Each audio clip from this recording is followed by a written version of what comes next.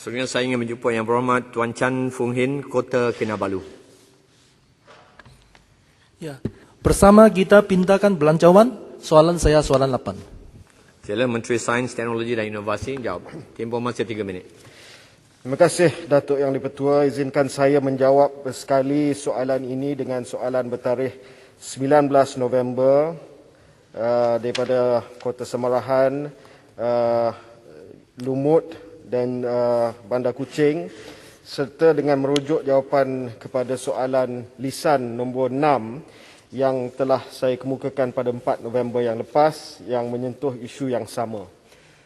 Untuk pengetahuan ahli yang berhormat, kerajaan sentiasa bertegas untuk tidak berkompromi dalam soal keselamatan serta keberkesanan sesuatu vaksin.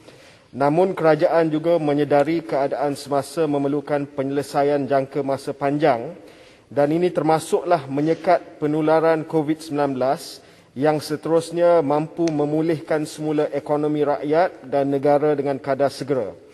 Justru mesyuarat Jemaah Menteri telah bersetuju tentang keperluan Malaysia bagi mendapatkan akses kepada vaksin COVID-19 sebaik mungkin.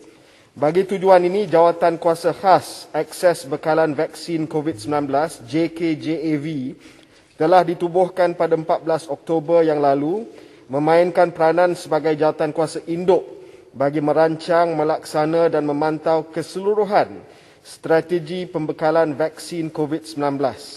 Menerusi jawatan kuasa ini, terdapat 2 buah jawatan kuasa kecil, iaitu jawatan kuasa kecil polisi vaksinasi kebangsaan dan pemilihan calon vaksin yang sesuai, serta jawatan kuasa kecil kewangan dan perolehan yang diberi tanggungjawab untuk proses pemilihan dan perolehan kepada vaksin COVID-19 yang akan diluluskan serta menyediakan mekanisme vaksinasi kepada seluruh negara.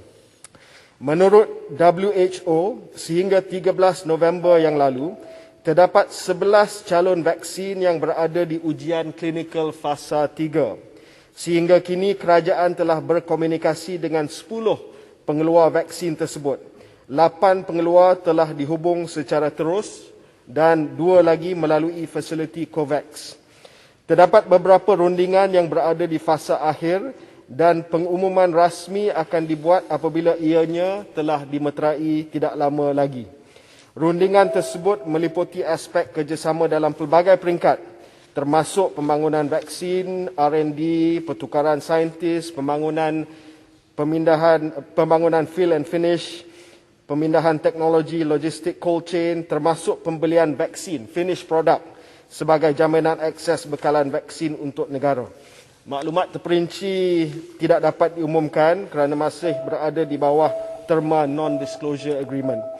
Menerusi penyertaan di dalam fasiliti COVAX, Malaysia mendapat akses bekalan vaksin COVID-19 sebanyak 10% daripada populasi negara dan kerajaan sedang berusaha untuk mendapatkan 60% untuk mencukupkan sasaran imunisasi kebangsaan bagi tujuan immunity kelompok ataupun herd immunity sehingga 70% jumlah populasi negara. Kerajaan sentiasa mengikuti rapat status pembangunan vaksin COVID-19 di seluruh dunia. Kerajaan sedang berusaha untuk mendapatkan akses vaksin seawal suku tahun pertama atau suku tahun kedua tahun depan, bergantung kepada kelulusan daripada bahagian Regulatory Pharmacy Negara, NPRA. NPRA akan memastikan sesuatu vaksin melepasi syarat-syarat ketat yang ditetapkan yang merangkumi soal keselamatan dan keberkesanan menerusi data-data ujian klinikal yang telah dijalankan. Hanya selepas melalui proses ketat tersebut, barulah sesuatu vaksin akan diluluskan dan keputusan untuk tempahan akan dibuat. Bagi menjawab soalan berkaitan senarai keutamaan imunisasi pula, secara dasarnya Jawatankuasa JKJAV telah bersetuju membahagikan kepada 3 fasa keutamaan, iaitu pertama, kumpulan barisan hadapan melibatkan kaki tangan KKM dan agensi bukan KKM seperti polis, angkatan tentera, immigration, penjara dan lain-lain. Kedua, kumpulan berisiko tinggi seperti individu yang mempunyai comorbidity dan warga emas. Dan yang ketiga, kumpulan populasi dewasa yang lain. Perincian lanjut kumpulan-kumpulan ini sedang dibuat dan dijangka akan diumumkan seawal suku pertama tahun depan. Terima kasih.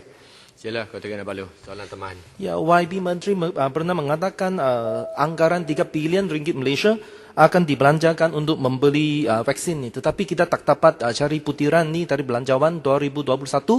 Sila memberikan pencerahan. Sila Menteri. Terima kasih. Perkara itu akan dijelaskan dalam penggulungan jawapan oleh Menteri Kewangan nanti. 3 bilion ringgit itu adalah anggaran. Anggaran berdasarkan kepada spektrum harga yang telah pun ditawarkan kepada negara-negara. Jadi kita tak dapat nak memberi satu anggaran yang tepat pada masa ini. Namun demikian saya telah minta anggaran 3 bilion itu disediakan oleh Menteri Kewangan dan Menteri Kewangan akan menjawab bahawa keperluan peruntukan 3 bilion ringgit itu akan dimasukkan dalam kumpulan wang COVID-19, satu pembelanjaan khas. Terima kasih Menteri.